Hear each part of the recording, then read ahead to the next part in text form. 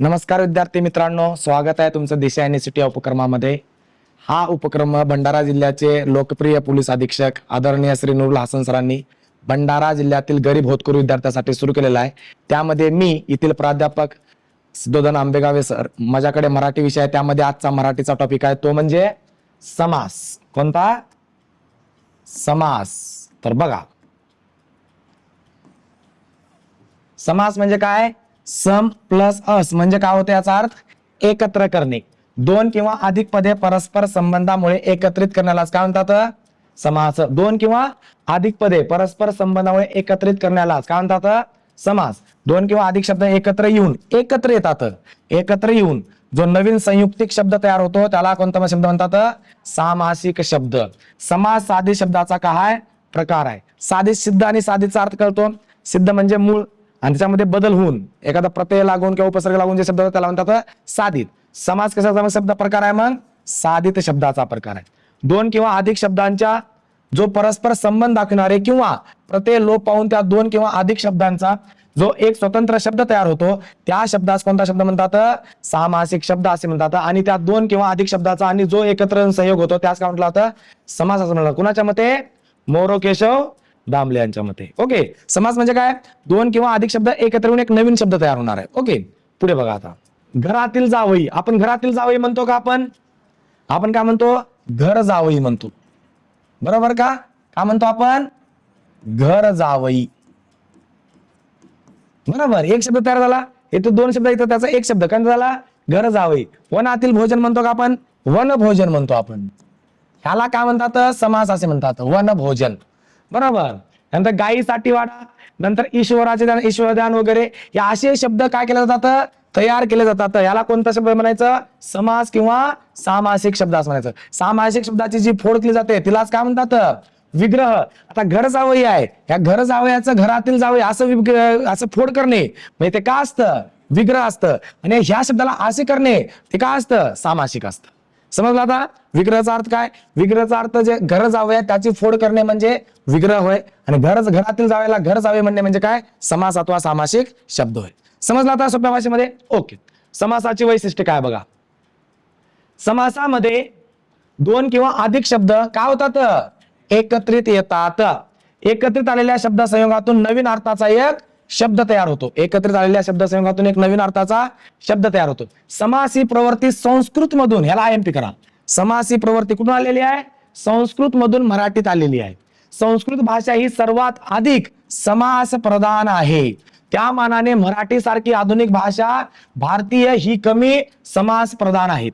संस्कृतचा प्रभाव अनुकरण म्हणजे त्या गोष्टीचं अनुकरण करणे किंवा एकंदर भाषा प्रवृत्ती यामुळे मराठीत ही समास प्रवृत्ती आली आहे. मराठीमध्ये समास कुठून आला आहे? संस्कृत मधून आलेला आहे. ओके. समास होताना दोन शब्दातील विभक्ती प्रत्यय किंवा दोन शब्द जोडणारे शब्द काय होतात? लोप पावतात. बघा जसं की घरातील जावई तर ते नंतर घर जावे होतो. तील बाजूला झालं तसं लोप पावणे म्हणजे बाजूला जाणे. ओके. संपणे, मुक्त, त्याच्यापासून मुक्त होणे. समासातील शब्दाचा संबंध विग्रह किंवा त्यालाच काय म्हणतात? फोड करणे. विग्रह म्हणजे फोड करणे. ओके. अमरण याचा अर्थ काय होतंय? मरणापर्यंत. ओके. खरे खोटे म्हणजे खरे किंवा खोटे असा अर्थ होतो ना याचा. हवा पाणी आणि इतर तत्सम गोष्टी. आपण म्हणतो ना केर कचरा म्हणतो. केर कचरा म्हणजे फक्त केर आणि कचरा असतं का? त्याच्या संबंधित सगळ्या गोष्टी आल्या त्याच्यामध्ये ज्याला आपण फेकून देणार आहे. समजलं? तशा पद्धतीने केर कचरा. संस्कृत भाषेत समास करण्याची प्रवृत्ती अधिक आहे. ती सामासिक भाषा आहे. त्यामुळे संस्कृतमध्ये दीर्घ समास आहेत, अनेक शब्दाचे समास आहेत. मराठीत समास करण्याची प्रवृत्ती कमी आहे. संस्कृतमध्ये जास्त आहे, मराठीमध्ये समास करण्याची प्रवृत्ती कमी आहे. मराठीत दोन किंवा जास्त तीन शब्दाचे समास दिसतात. मराठीमध्ये काय? दोन किंवा जास्तीत जास्त किती शब्दाचे? तीन शब्दाचे समास दिसतात. मराठीत प्रामुख्याने संस्कृत मधून आलेले समास दिसतात. मराठीमध्ये प्रामुख्याने कसे दिसतात? संस्कृत मधून आलेले समास दिसतात. मराठी भाषेचे स्वतःचे असे समास तुलनेने कमी आहे. समास हे थोडक्यात नेमका अर्थ व्यक्त करण्यास उपयोगी पडतात. कमीत कमी बघा जसं की थोडक्यात अर्थ म्हणजे काय? आता बघा घरातील जावई. काय? घरातील जावई. आता घरातील जावई हा शब्द काही योग्य असणार नाही, पण ह्यालाच बघा शब्द छोट्या शब्द आहे घर जावई. होतो का नाही शब्द तसा? घर जावई. मराठीत प्रामुख्याने संस्कृत मध्ये आलेले समास दिसतात. मराठी भाषेत स्वतःच्या समास तुलनेने कमी असतात. समास हे थोडक्यात नेमका अर्थ व्यक्त करण्यास उपयोगी पडतात. कमीत कमी शब्दात समासातून अर्थपूर्ण अभिव्यक्ती करता येते. ओके, म्हणजे कमीत कमी शब्दामधून जास्तीत जास्त माहिती सांगता येते. घरातील जावई म्हणायचं नाही, घर जावे म्हटलं संपलं. वनातील भोजन म्हणायचं नाही, वन भोजन म्हटलं तरी चालतं. समजलं? कमी शब्दामध्ये जास्त माहिती सांगणे. मृगाच्या म्हणजे हरणाच्या डोळ्यासारखे असणारे मृगनयन. बरोबर, मृगनयनचा अर्थ काय होते? मृगाच्या म्हणजे मृग म्हणजे काय? हरिण. हरणाच्या डोळ्यासारखे डोळे असणारे म्हणजे त्याला काय म्हणतात? मृगनयन. बरोबर. दोन शब्द एकत्रित येताना त्यातील वर्णाची संधी होती. ओके. गणाचा ईश म्हणजे काय? गणेश.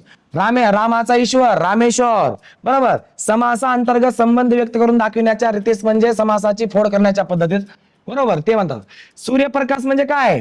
सूर्याचा प्रकाश. राजवाडा, राजाचा वाडा. बरोबर.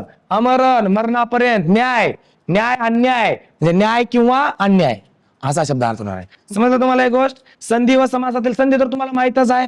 संधी आपण बघितलंय, स्वर संधी बघितलंय, व्यंजन संधी बघितलंय, विसर्ग संधी बघितलंय. बरोबर. शेवटचा वर्ण पहिला वर्ण यांच्यामध्ये एकत्र वगैरे येणे म्हणजे संधी. संधी म्हणजे साधने, समास म्हणजे तशाच पद्धतीचा अर्थ. बघा, संधी व समासातील फरक काय पण नेमका? केवळ संधी घरून.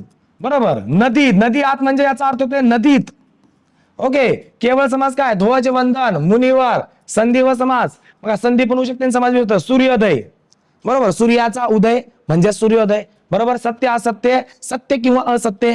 समजलं का तुम्हाला? अशा पद्धतीनं समासाचे आहेत प्रकार आहेत. आता समासाचे प्रकार बघा काय आहेत. एक आहे अव्ययीभाव समास, दुसरा आहे तत्पुरुष समास, तिसरा आहे द्वंद्व समास आणि चौथा आहे बहुव्रीही समास. हे पाठ करा. हे ओके, काय करा? पाठ करा. बघा, अव्ययीभाव समास काय? पहिला अव्ययीभाव समासामध्ये काय महत्वाचं आहे याच्यावरून उत्तर येणार आहे त्याचं. अव्ययीभाव समासामध्ये प्रथम पद महत्वाचं आहे. प्रथम पद म्हणजे आपण म्हणलो होतं एक असतं प्रधान वाक्य, दुसरं असतं गौण वाक्य. बरोबर. तसं म्हणजे अव्ययीभाव समासात प्रथम पद प्रधान आहे म्हणजे महत्वपूर्ण आहे. ज्या समासात पहिला शब्द प्रधान असतो, प्रधान म्हणजे मुख्य. ओके. ज्या समासात पहिला शब्द प्रधान असतो आणि जो सगळा शब्द क्रियाविशेषण अव्यय असतो त्यास काय म्हटलं जातं? अव्ययीभाव समास. कुणाच्या मते? मोरो केशव दामले सरांच्या मते. ज्या समासाचा भाव अव्यय स्वरूप होतो त्याला काय म्हणतात? अव्ययी भाव म्हणतात. आता अव्ययीभाव समासाचे वैशिष्ट्य काय? तर या समासाचा उपयोग कशासारखा होणार आहे? क्रिया विशेषणासारखा होणार आहे. कशासारखा होणार आहे? क्रिया विशेषणासारखा. या समासात कोणतं पद महत्वाचं आहे? पहिले पद. बघा, अव्ययीभाव समास तर कोणतं पद? आयएमपी आहे. आयएमपी कोणतं आहे? पहिले पद. अव्ययीभाव समास तर कोणतं पद महत्वाचं आहे? पहिले पद महत्वाचं. हे लक्षात ठेवा. हा समास उपसर्ग लागून तयार होतो. उपसर्ग म्हणजे काय? शब्दाच्या अगोदर लागणे. बरोबर. उपसर्ग लागून तयार होतो. संस्कृत, फारसी व अरबी उपसर्ग लागून हा समास तयार होतो. कोणकोणते? संस्कृत, फारसी व अरबी. द्विरुक्ती होणारे शब्द या उदाहरण आहे. या समासातील दुसरा शब्द नाम किंवा विशेषण असू शकतो. महत्वाचं काय? हे वाक्य सगळ्यात जास्त महत्वाचं आहे. काय करा? एमपी करा त्याला. काय म्हणतो वाक्य?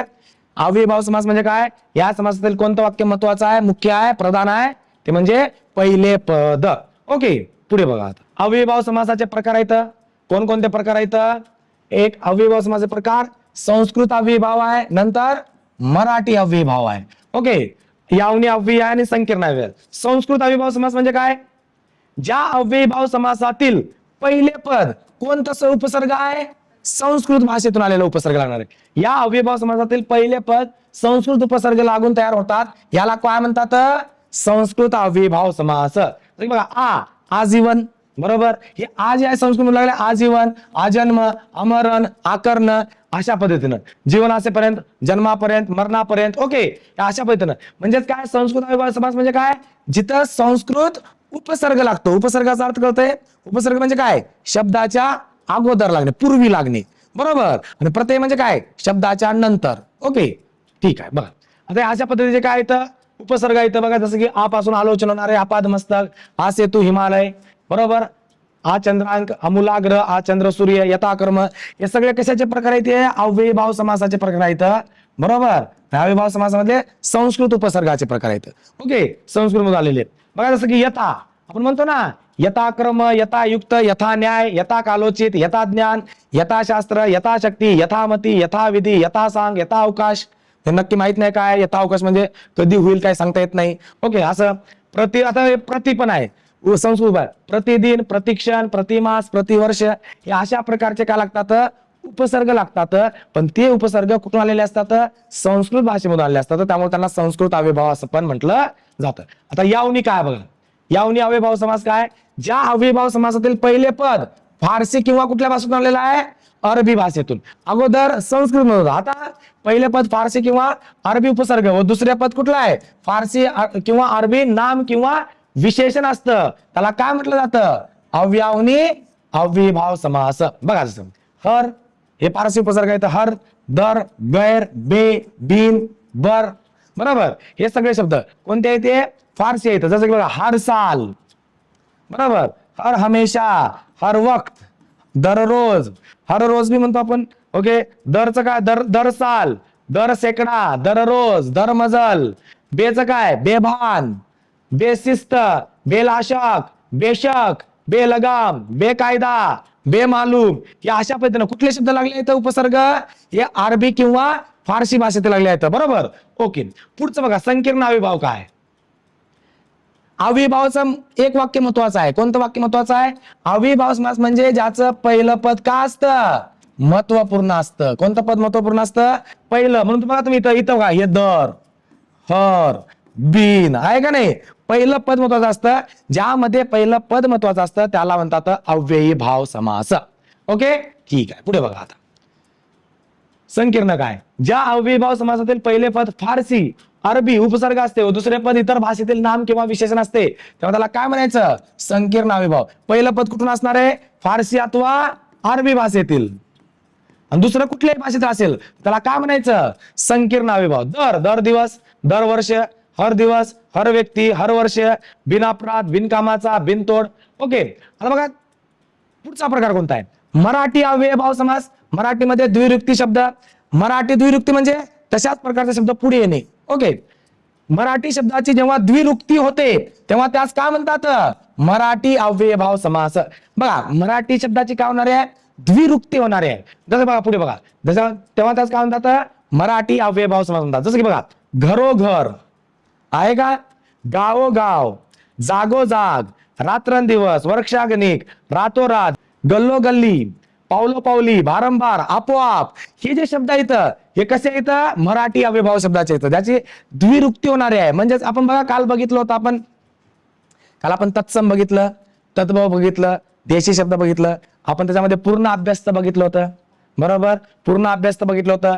नंतर एकाने अंश अभ्यास बघितलं होतं आणि अनुकरण वाचक बघितलं होतं. अनुकरण म्हणजे ज्याच्यामध्ये आवाज येणार आहे, खडखड खडखड, बरोबर, फडफड, धडधड, बरोबर, कटकट, किरकिर, बरोबर, हे शब्द अनुकरण वाचक आहेत.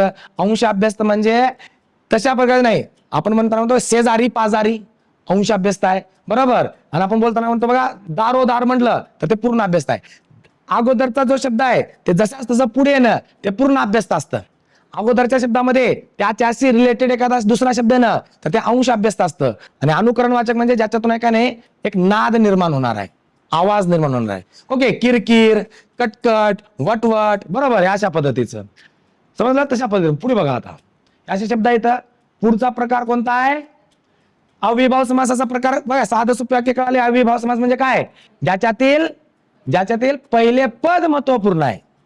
ओके, मग ते कोणत्या भाषेतून आलं पहिलं पद त्या भाषेचं नाव द्या, साधं सोपं. ओके, पुढे बघा कोणता प्रकार आहे, कोणता समास आहे, तत्पुरुष समास. ज्या समासातील कोणतं पद महत्वाचं आहे, इथं द्वितीय पद प्रधान असते. प्रधान म्हणजे मुख्य, बरोबर. ज्या समासातील द्वितीय पद प्रधान असते तेव्हा त्यास काय म्हटलं जातं, तत्पुरुष समास.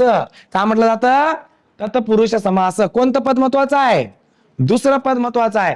ज्या समासातील दुसरे पद प्रधान असते व समासाचा विग्रह करताना कळालं ना, घर जावई आहे त्याचा विग्रह करताना घरातील जावई, विग्रह झाला तो फोड करणे. ओके, विग्रह करताना पहिल्या पदाचे गाळलेले विभक्ती प्रत्यय अव्यय अथवा शब्द घालावे लागतात तेव्हा त्यास काय म्हटलं जातं, तत्पुरुष समास.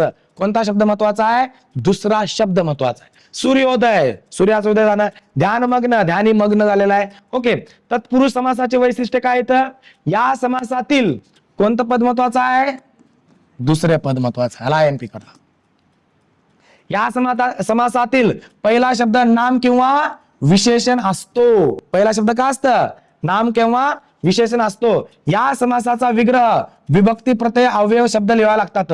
या समासाचा विग्रह करताना प्रथमा व संबोधन सोडून इतर विभक्ती प्रत्यय लागतात. म्हणजे कोणकोणते सोडून? प्रथमाला तर विभक्तीचे प्रत्यय नाहीतच, बरोबर. संबोधनचा फक्त नो हाय म्हणजे हाक मारण्यासारखं, त्याला आपण विभक्ती प्रत्यय बाकीचे नाही, फक्त काय नो हाय. ओके, ठीक आहे. तत्पुरुष समासात संधी होऊन नवीन सामासिक शब्द तयार होतात. दोन शब्द एकत्र येऊन नवीन अर्थाचा एक नवीन शब्द तयार होतो. दोन शब्दातील विभक्ती किंवा इतर शब्द यांचा लोप झालेला असतो आणि विग्रहाच्या वेळी त्याचा उल्लेख केला जातो. म्हणजे एकदा जर ते शब्द तयार झाला तर ज्या शब्दापासून तयार झालेला आहे तो बाजूला जाईल, नवीन शब्द येईल, पण तो कोणत्या शब्दापासून तयार झालेला आहे याची माहिती मात्र त्याचा विग्रह करताना कळते आपल्याला. विग्रह करताना म्हणजे फोड करताना समजणार आहे. ओके, तत्पुरुष समासामध्ये काय महत्वाचं आहे? दुसरे पद. अव्ययभाव मध्ये पहिले पद महत्वाचं आहे. ओके, बघा तत्पुरुष समासाचे प्रकार कोणकोणते? तत्पुरुष समास व्याधिकरण आणि समानाधिकरण. व्याधिकरण तत्पुरुष समास बघा, ज्या सामासिक शब्दाचा विग्रह केल्यावर दोन्ही पदे वेगवेगळ्या म्हणजेच भिन्न भिन्न विभक्तीत असतात म्हणून त्यांना काय म्हटलं जातं? व्याधिकरण तत्पुरुष समास. काय म्हणते व्याख्या? ज्या सामासिक शब्दाचा विग्रह केल्यावर दोन्ही पदे वेगवेगळ्या म्हणजे भिन्न भिन्न विभक्तीत असतात म्हणून त्यांना काय म्हटलं जातं? व्याधिकरण तत्पुरुष समास. बघा, घरगडी, इथं गडी महत्वाचा आहे. घरातील जो गडी आहे, काम करणारा व्यक्ती असतो ना, तो शेतामध्ये वगैरे काम करणारा, घरातील गडी. राजकन्या, कुणाची कन्या महत्वाची आहे? राजाची कन्या. दुसरा शब्द महत्वाचा आहे का नाही? राजकन्याबद्दल, त्या मुलीबद्दल माहिती सांगत आहे. दुसरा शब्द महत्वाचा आहे, कन्याबद्दल माहिती सांगत आहे, राजाची कन्या. ओके, पुढे बघा. व्याधिकरण तत्पुरुष समासाचे प्रकार आहेत विभक्ती तत्पुरुष, आलुक तत्पुरुष, नत्र तत्पुरुष आणि उपपद तत्पुरुष. समानाधिकरण बघा, तत्पुरुष समास ज्या समासातील दोन्ही पदे समान विभक्तीत असतात म्हणजेच एकाच विभक्तीत म्हणजेच प्रथमात असतात त्यांना काय म्हटलं जातं? समानाधिकरण तत्पुरुष समास. कमल नेत्र, कमलासारखे नेत्र, कमलासारखे नेत्र डोळ्याबद्दल माहिती सांगत आहे ते. महाराष्ट्र, महान असे राष्ट्र. समजलं? त्यानंतर समानाधिकरण तत्पुरुष समास. ओके, पुढे बघा आता विभक्ती तत्पुरुष समास काय? विभक्ती तत्पुरुष समास म्हणजे ज्या तत्पुरुष समासात कोणत्या तरी विभक्तीचा, विभक्ती किती येतात? 8 पर्यंत येतात. आठवीला काय म्हटलं जातं? संबोधन म्हटलं जातं. अष्टमी म्हटलं जात नाही, संबोधन म्हटलं जातं.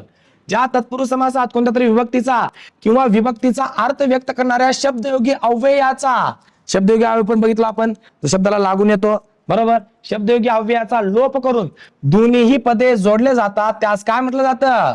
विभक्ती तत्पुरुष समास, बरोबर. सामासिक शब्द द्वितीय विभक्ती बघा, देवाश्रित, देवाला आश्रित झालेला आहे. दुःखप्राप्त, दुःखाला प्राप्त झालेला आहे. ओके, सुखप्राप्त, सुखाला प्राप्त. हे कोणती द्वितीयाची विभक्ती कोणती आहे? सलाते, सलानाते. ओके, देशागत, देशाला गत झालेला आहे. कृष्णाला आश्रित झालेला आहे. कृष्णाश्रित म्हणजे कृष्णाच्या आश्रित झालेला आहे, म्हणजे कृष्णाला शरण गेलेला आहे किंवा कृष्णाच्या नियंत्रणाखाली आलेला आहे, कृष्णाला आश्रित. कल्पनातीत, कल्पनातील अतीत आहे. राम शरण, रामाला शरण झालेला आहे, कारण की ला ला लागत आहे प्रत्येक वेळेला. समजलं तुम्हाला एक गोष्ट? अशा पद्धतीनं काय असतं? द्वितीय विभक्ती असतं. कशामध्ये? विभक्ती तत्पुरुष मध्ये. तृतीय विभक्ती, तृतीय विभक्ती, तृतीय विभक्तीची प्रत्यय काय आहेत? तृतीय विभक्तीचे प्रत्यय काय आहेत? ने, इसी, निसी. ओके, तोंडपाठ, तोंडाने पाठ, तोंडाने पाठ. ओके, सह्याद्री, नंतर गुणाने हीन, मतीने मंद आहे तो, बरोबर. या अशा पद्धतीचे तृतीय विभक्तीचे काय लागतील? त्याला प्रत्यय लागतील या प्रत्येक शब्दाला. ओके, ईश्वराने, ईश्वर निर्मित म्हणजे ईश्वराने निर्मित. बुद्धी जड म्हणजे बुद्धीने जड आहे तो. ओके, अशा पद्धतीनं हे मातृसदर्श. ओके, समजलं तुम्हाला? तृतीय विभक्तीचे. नंतर चतुर्थी विभक्तीचे प्रत्यय काय आहेत? चतुर्थी विभक्तीचे प्रत्यय काय आहेत? तेच जे द्वितीयाचे आहेत. काय? सलाते, सलाते. गायरान आहे, गायीसाठी रान होते विग्रह करताना. ओके, गायीसाठी रान म्हणजे गायीला चारण्यासाठी वगैरे. समजलं? वाट खर्च, वाटेसाठी खर्च. व्यायी भोजन, व्यायीसाठी भोजन. विद्यालय, विद्यासाठी आलय. क्रीडांगण, क्रीडेसाठी अंगण. या अशा पद्धतीचं चतुर्थी विभक्तीचे काय लागतात? प्रत्यय लागतात. ओके, समास तुम्हाला हे गोष्ट लक्षात ठेवायची आहे. समास म्हणजे काय असतं? समासामध्ये प्रकार असतात. तत्पुरुष समासामध्ये काय महत्वपूर्ण आहे? दुसरे पद महत्वाचं आहे. अव्ययीभाव समासामध्ये पहिले पद महत्वाचं. ओके, बाकीचं मग तुम्ही ह्याच्यामध्ये बघा, ज्या पद्धत तुम्हाला जर विभक्तीचे प्रत्यय माहित असतील विभक्तीचा प्रत्यय लावून तिथे शब्द बसवू शकता आणि ते कोणत्या विभक्तीमध्ये बसतं ते ऍज इट इज, कारण की ते पाठ पण आहे ना, तुम्हाला पाठ करून घेतला आपण क्लासमध्ये. जसं की काय? प्रथमाचं विभक्ती नाही आहे, द्वितीयाचं सलाते, सलानाते, तृतीयाचं नेसी, निसी, चतुर्थीचं सलाते, सलानाते, पंचमीचं ऊन, हून, षष्टीचं चाची चेच्या सप्तमीचं त इ आ आणि अष्टमी नसून संबोधन असतं. संबोधनचं काय प्रत्यय नो म्हणजे काय हाक मारणे. ओके तशा पद्धतीने मग तुम्ही याच्यामध्ये कुणाला पण बसू शकता. पुढे बघा अलुक तत्पुरुष समास. काय अलुक तत्पुरुष समास. ज्या विभक्ती तत्पुरुष समासातील पूर्वपदाच्या विभक्ती प्रत्ययाचा लोप होत नाही. काय म्हणताय ज्या विभक्ती तत्पुरुष समासातील पूर्वपदाच्या विभक्ती प्रत्ययाचा लोप होत नाही त्यास काय म्हटलं जातं अलुक तत्पुरुष समास असे म्हटलं जातं. लूक म्हणजे लोप पावणे, लोप म्हणजे ऱ्हास होणे. ओके अलुक म्हणजे काय लोप न पावणे. सप्तमी विभक्ती प्रत्यय इत्यादीचा लोप होत नाही. ओके सामासिक शब्द येतं खेचर युधिष्ठर मनसीज हे अशा पद्धतीने काय कर्तरी प्रयोग वगैरे आपण बघितलंय तशा पद्धतीनं. मराठीत उदाहरणे कोणते येतं तोंडी लावणे. उपपद तत्पुरुष समास काय बघा उपपद तत्पुरुष म्हणजे धातू साधित आठवते का धातू साधित किंवा कृदंत. साधित म्हणजे काय मूळ शब्दाला प्रत्यय लागणे. मूळ शब्दाला म्हणतात सिद्ध शब्द. ओके मूळ शब्दाला काय म्हणतात सिद्ध शब्द. साधित म्हणजे काय एका शब्दाला प्रत्यय लागून येणे. ओके त्याला धातू साधित म्हणतात किंवा साधित म्हणतात. ज्या तत्पुरुष समासातील कोणते पद महत्वाचं आहे दुसरे पद हे क्रियावाचक असते तेव्हा त्या समासाला कोणतं पद म्हणतात उपपद तत्पुरुष समास असे म्हणतात. काय असतं दुसरे पद क्रियावाचक असते. पंकज म्हणजे काय चिखलात जन्मलेला वगैरे असा त्याचा अर्थ होतो. अग्रज अनुज अग्रज म्हणजे अगोदर जन्मलेला अनुज म्हणजे नंतर जन्मलेला मनुज आत्मज हे अशा पद्धतीने काय होणार त्याची फोड होणार आहे. ओके असे अनेक शब्द आहेत.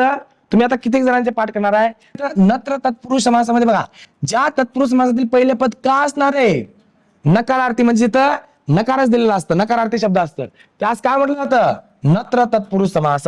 नत्र तुम्हाला तर माहिती आहे नकारार्थी शब्द कोणकोणते असतात बरोबर सुविचार अविचार म्हणतो आपण बरोबर तशा पद्धतीनं न ना नि बे गैर हे सगळे काय निषेध दर्शक. निषेध दर्शक म्हणजे काय होतं नकारार्थीच होतं ना समजलं. अशा पद्धतीनं तर त्या नत्र तत्पुरुष मध्ये पहिलं पद काय असतं नकारार्थी असतं. बघा न्याय न्याय अन्याय आलं. पुरा अपुरा पुरा म्हणजे पूर्ण आहे त्याच्या विरोधामध्ये जर त्याच्या विरोधातला असेल तर अपुरा आहे बरोबर. अनिष्ट कनिष्ठ अनाचार अज्ञ ज्ञान आहे ज्ञानी आहे तर ते काय होईल त्याच्या विरोधातलं ते नकारार्थी असेल तर अज्ञान बरोबर. आदर करणार आहे त्याच्या विरोधातलं नकारार्थी असेल तर अनादर बरोबर. आचार आहे तर नंतर अनाचार. ओके अशा पद्धतीनं पहिलं पद का असणार आहे असे भरपूर आहे का नाही. बघा नास्तिक आहे बरोबर. नास्तिक म्हणजे देव आहे या गोष्टीला म्हणजे देव आहे या संकल्पनेला मान्य करत नाही तो बरोबर असं त्याला नास्तिक म्हणतात. नापसंत पसंत करत नाही आहे म्हणजे प्रत्येक ठिकाणी बघा प्रत्येक ठिकाणी का नाही निगेटिव्ह शब्द आहेत का नाही नकारात्मक शब्द आहेत का नाही. निगेटिव्ह शब्द असले किंवा नकारात्मक शब्द असले तर काय म्हणायचं नत्र तत्पुरुष समास असे म्हणायचं. प्राधी तत्पुरुष समास काय बघा ज्या तत्पुरुष समासाच्या पूर्वपदी प्र उप अभि अधि नि दु सु सद यासारखे उपसर्ग जोडून आल्यास त्यांना काय म्हणायचं प्राधी तत्पुरुष समास असे म्हणायचं. कोणकोणते शब्द आले तर प्र उप अभि अधि नि दु सु सद. बघा इथं प्रगती उत्क्रांती अभिवाचक अवगुण विपक्ष अतिरथ उपमंत्री प्रदोष अध्यादेश अधिसूचना हे सर्वच्या सर्व शब्द येतात ना इथले. अशा प्रकारे शब्दाला त्याला काय म्हणायचं प्राधी तत्पुरुष समास असे म्हणायचं. बघा प्रत्येक ठिकाणी बघा प्राध्यापक अतिमात्र अधिवक्ता सरसेनानी अधिवक्ता उपमंत्री अतिरथ अशा प्रकारे त्याला काय म्हणायचं प्राधी तत्पुरुष समास. हे कशाचा प्रकार आहे तत्पुरुषाचा बरोबर तत्पुरुषाचा ज्याच्यामध्ये काय असतं दुसरं पद महत्वाचं असतं. ओके कर्मधारय तत्पुरुष समास काय बघा समानाधिकरण तत्पुरुष समासामध्ये बघा ज्या तत्पुरुष समासाचे दोन्ही पद कसे असतात एकाच विभक्तीमध्ये असतात. कशामध्ये असतात एकाच विभक्तीमध्ये असतात म्हणजेच प्रथमा विभक्तीत असतात तेव्हा त्या समासाला काय म्हणायचं समानाधिकरण तत्पुरुष किंवा कर्मधारय तत्पुरुष समास. ज्या तत्पुरुष समासाचे दोन्ही पद कशामध्ये असतात एकाच विभक्तीत असतात. एकाच विभक्तीत म्हणजे प्रथमा विभक्तीत असतात तेव्हा त्या समासाला काय म्हणायचं समानाधिकरण तत्पुरुष किंवा त्यालाच काय म्हणायचं अजून कर्मधारय. बघा एक इथं लक्षात ठेवा त्यामध्ये की पॉइंट काय एकाच विभक्तीत असतील कशामध्ये असतील एकाच विभक्तीत असतील. दुसरी गोष्ट कशामध्ये असतील प्रथमा विभक्तीत असतील. कशामध्ये असतील प्रथमा विभक्तीमध्ये आणि त्याला काय म्हणायचं एकतर समानाधिकरण तत्पुरुष म्हणा अथवा त्यालाच काय म्हणा कर्मधारय तत्पुरुष समास. यातील पहिले पद विशेषण असतं काय असतं पहिले पद विशेषण असतं दुसरे पद नाम असते. पहिले पद काय असतं? विशेषण. दुसरे पद काय असतं? नाम. यातील दोन्हीही पदातील संबंध विशेषण, विशेष्य किंवा उपमान, उपमेय अशा स्वरूपाचा असतो. कर्मधारय तत्पुरुष समासाचे प्रकार बघा. त्याचे प्रकार काय आहेत? एक आहे विशेषणत्व सूचक आणि दुसरं काय? साम्य सूचक. विशेषणत्व सूचक कर्मधारय समास काय? ज्या समासातील पहिले पद विशेषण असते. जे समास आहे तर पहिले पद काय? विशेषण असतं. विशेषणाची व्याख्या तुम्हाला माहिती आहे ऑलरेडी, बरोबर. नामाबद्दल विशेष माहिती सांगणारा. ज्या समासातील पहिले पद विशेषण असते तर कधी कधी दुसरे पद विशेषण असते. क्वचित म्हणजे कधी, असं अचानकपणे, कधीतरी, क्वचित, कधी दोन्ही पदे का असतात? विशेषणे असतात. म्हणून त्यास काय म्हणतात?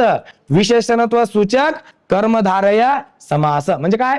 पहिले पद विशेषण, दुसरे पद विशेषण असतं कधीतरी, आणि क्वचित प्रसंगी दोन्ही काय असतात? विशेषणे असतात. त्याला काय म्हणायचं?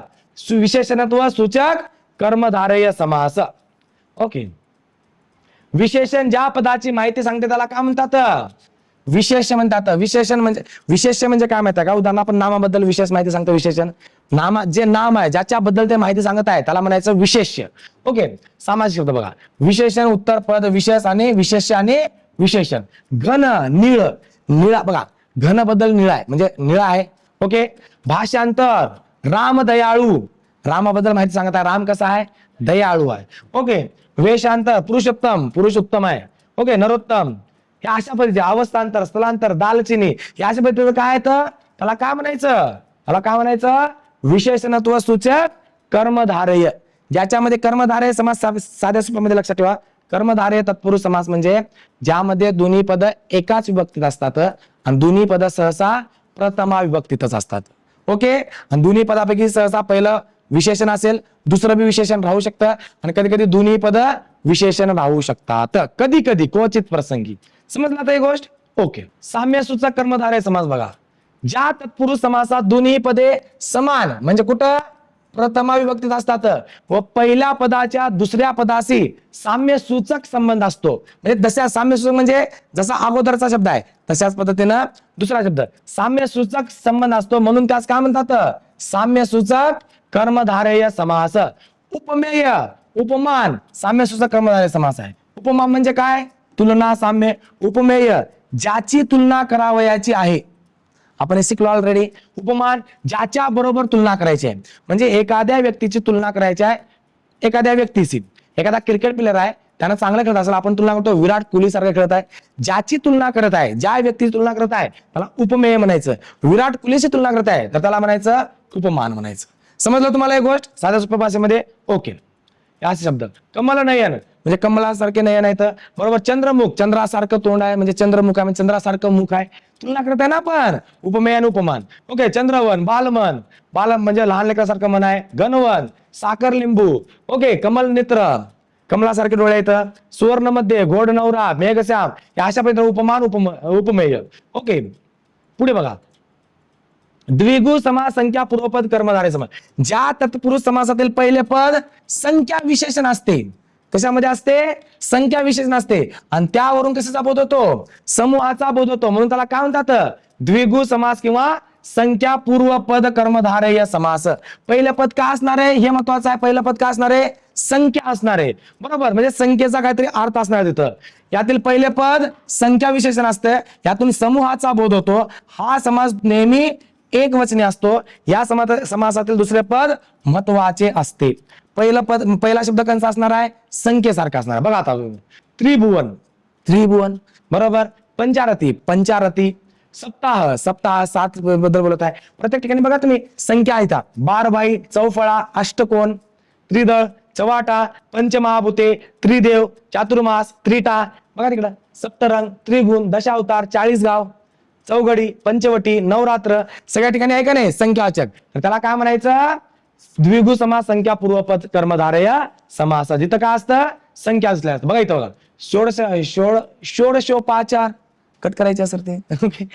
3 वार. ओके. अष्टाधाई, 52 खनी, पंचपदी, या अशा पद्धतीनं त्याला काय म्हणायचं? त्याला काय म्हणायचं? द्विगु समास, संख्या पूर्वपद. म्हणजे पहिला शब्द काय असणार आहे? संख्या असणार आहे. ओके. ठीक आहे. पुढे बघा. मध्यम पदलोपी तत्पुरुष समास.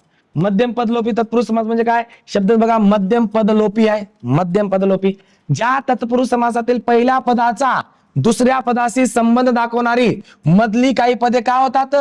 लोप करावी लागतात. लोप म्हणजे बाजूला जायला लागते, बरोबर, संपणाऱ्या इथं. म्हणून त्या समासाला काय म्हणतात? मध्यम पदलोपी तत्पुरुष समास.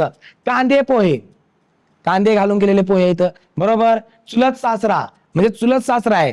चुलत अगोदर आहे का नाही? चुलत सासरा म्हणजे काय माहितीये का? अगोदर एक मुलगा आहे, त्याचा चुलता आहे, मग तो त्या मुलीचा सासरा होणार आहे. समजलं का? चुलत सासरा डायरेक्ट येईल का? चुलत सासरा डायरेक्ट येईल का? बघा, एक मुलगा आहे, त्याची बायको आहे, या बायकोचा नवरा आहे, ह्याचा तो चुलता आहे, या नात्यानं तो तिचा चुलत सासरा आहे. समजलं का? पण चुलत सासरा म्हणजे काय? ह्याला पूर्णपणे बाजूला करायचं, बायकोचा तो चुलत सासरा होतो. समजलं का तुम्हाला एक गोष्ट? म्हणजेच काय? ह्याच्यातलं मधलं पद बाजूला करायचं असतं. ओके.